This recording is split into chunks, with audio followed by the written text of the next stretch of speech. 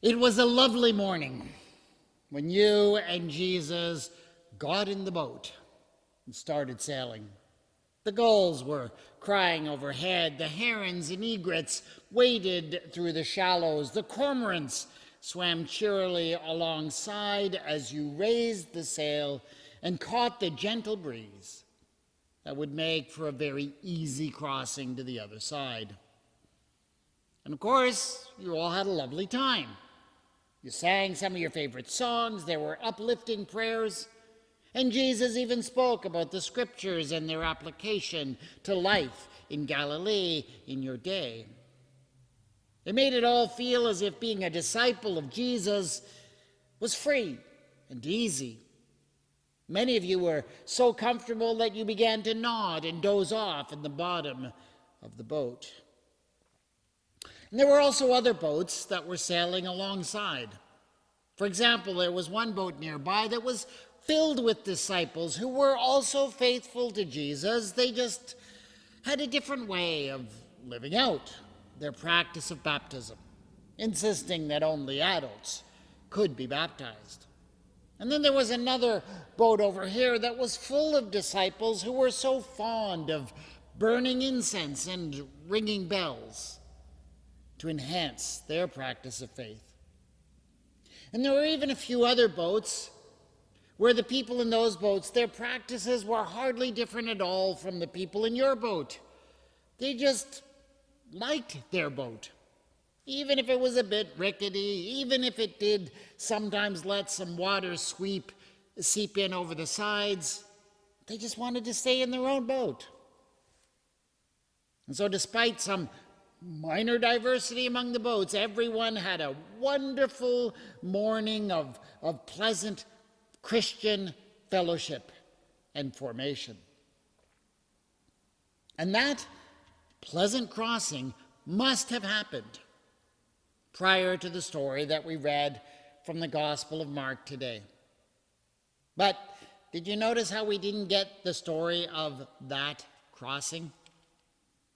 Such times are meaningful times. They are keys to Christian discipleship. Jesus and his disciples had no doubt many such lovely times together.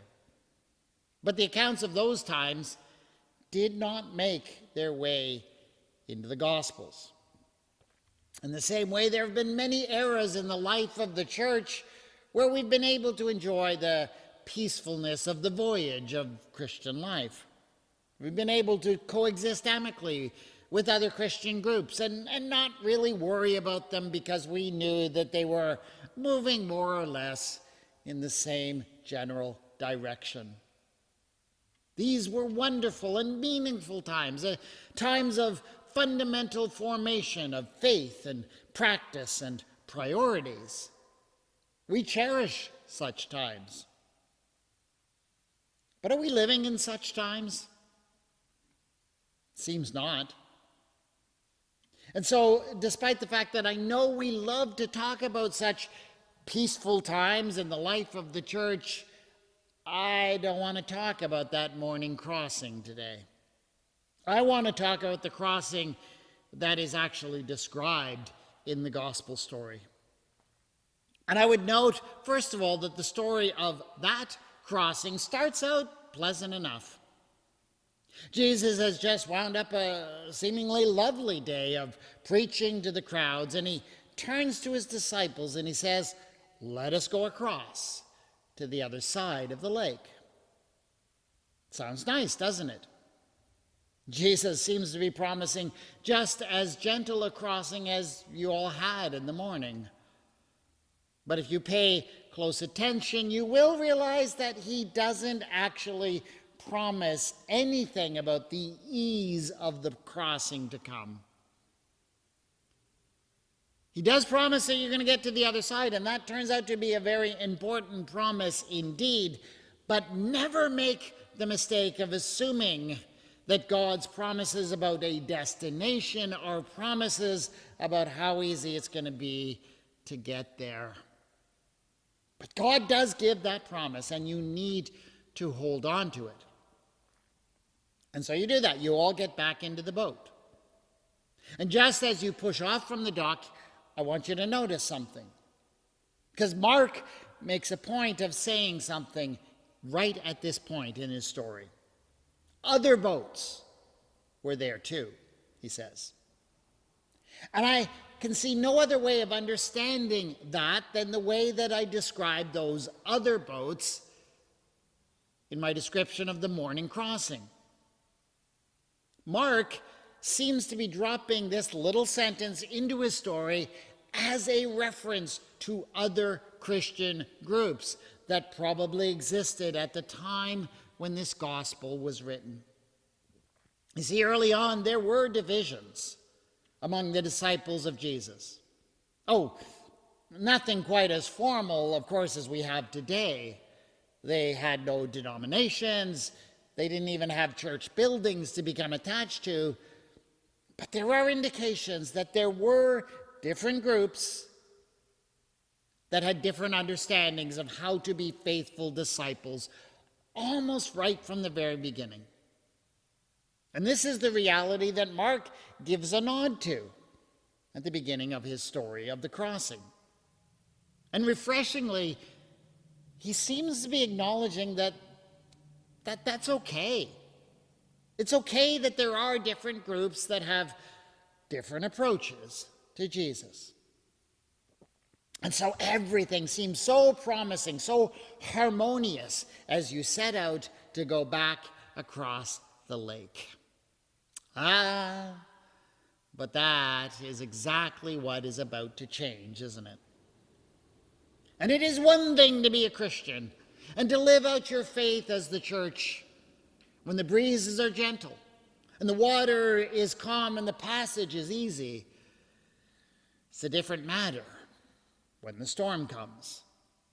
And that, of course, is what the story in this gospel is about. There have been many storms in the history of the church.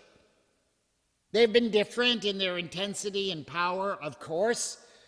The church, through its long history, has dealt with things like barbarian invasions and persecutions and reformations. These were all terrifying storms for those caught up in them. Other storms have maybe been a little bit less ferocious and more about societal change and maybe economic troubles. But if my studies in church history have taught me anything, it is this. No matter how intense the storm may be, we always seem to respond in the same way, and it's the same way that the disciples respond to their storm, right? Teacher, don't you care that we are about to die? That's how we respond to the storm. Have you noticed that has become a refrain for many churches these days? Not all of them, of course. There are places where congregations have maybe found a way through the present storm, but many are not finding it. When I was at General Assembly a couple weeks ago, yes, that was a common refrain I heard from various churches, various presbyteries. Does God care that we're going to die? And so I do feel that if Mark intentionally told this story to us in a way that is actually intended to help the church of his own time and the church down through the ages to navigate the storms when they come. So I want us to pay close attention to to how he tells the story, because there's some lessons we can learn from it. And the first lesson I want us to hear is by far the most important. The story begins with Jesus saying, "Let us go across to the other side of the lake," and it ends with them arriving at the opposite shore. The meaning of that, I hope, is clear. Jesus will not abandon his church. Jesus will see us over to the other shore. Doesn't mean the crossing won't be frightening. Doesn't mean that we will never feel afraid that we might die. Doesn't mean we won't change, maybe in significant ways during the voyage, but we will get there. Hold on to that promise. Never forget it.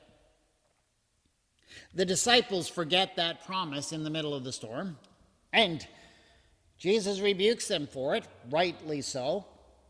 He wonders why they have no faith. And I understand why we might be tempted from time to time to cry out, "Teacher, don't you care that we are about to die?" But no, you will be rebuked when you do so.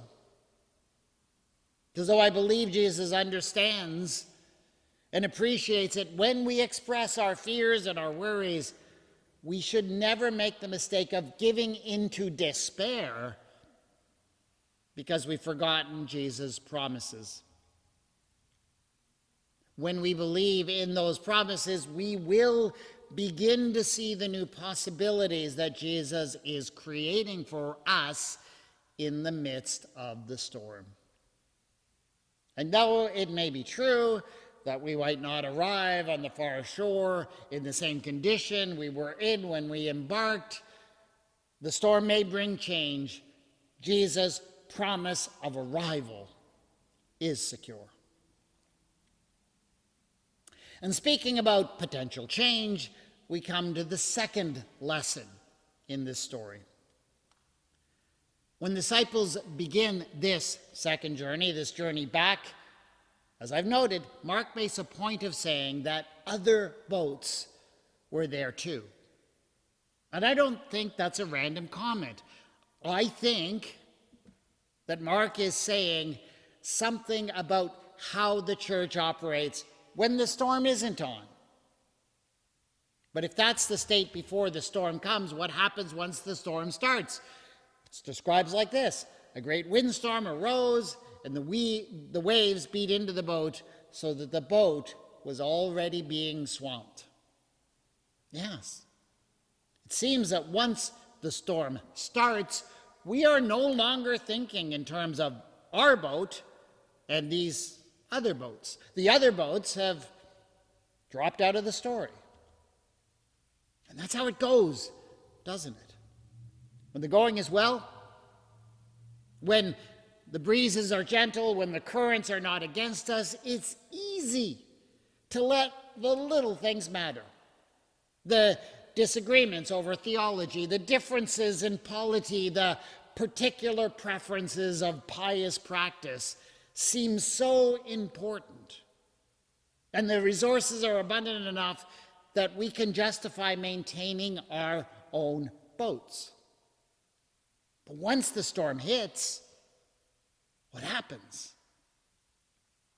We realize that we're all in the same boat.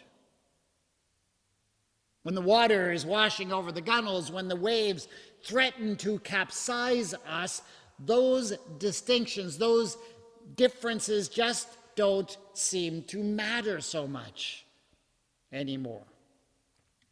And I'll be honest here and admit that there is a downside to that inclement weather realization.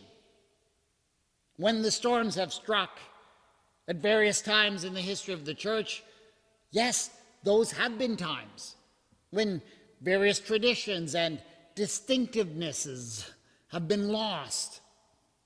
It became too much to maintain different ways of doing and being.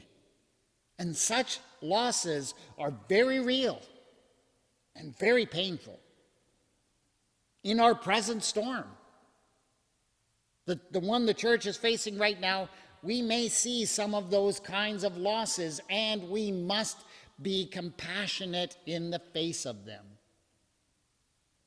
But this all in the same boat reality of the storm does bring with it a very large upside. For the storm is also a time of great creativity.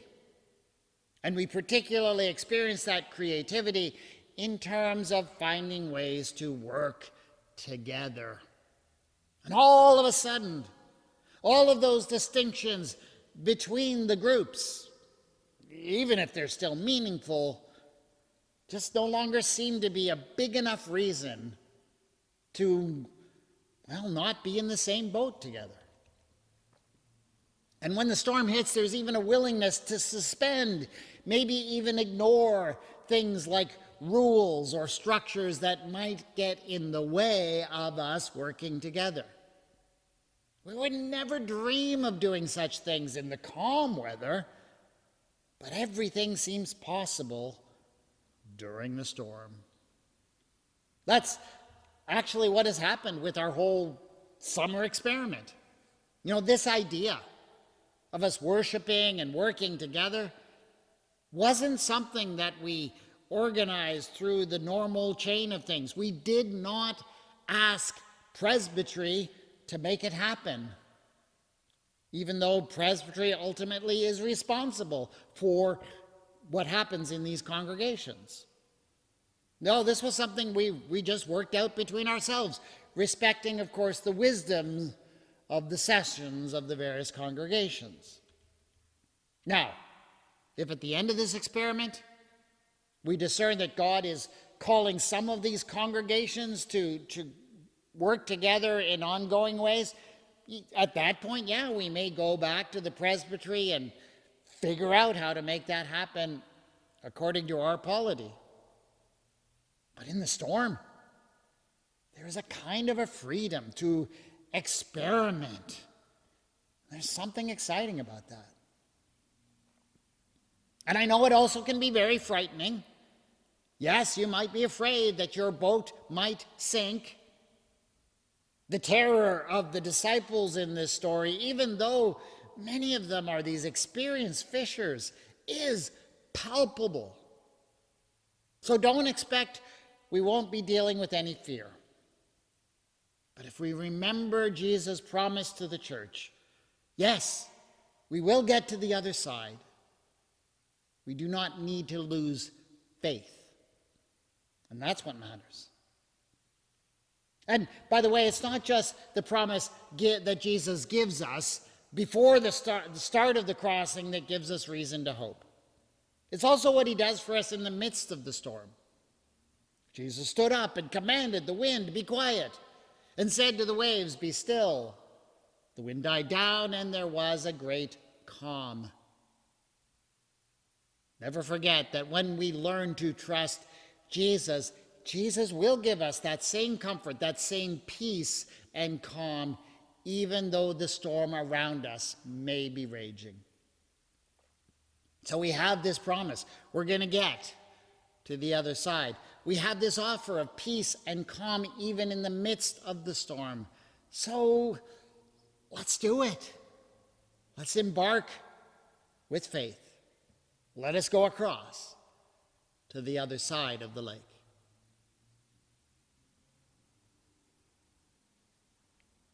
Teach us to trust in your promises and act on them, O Lord. Amen.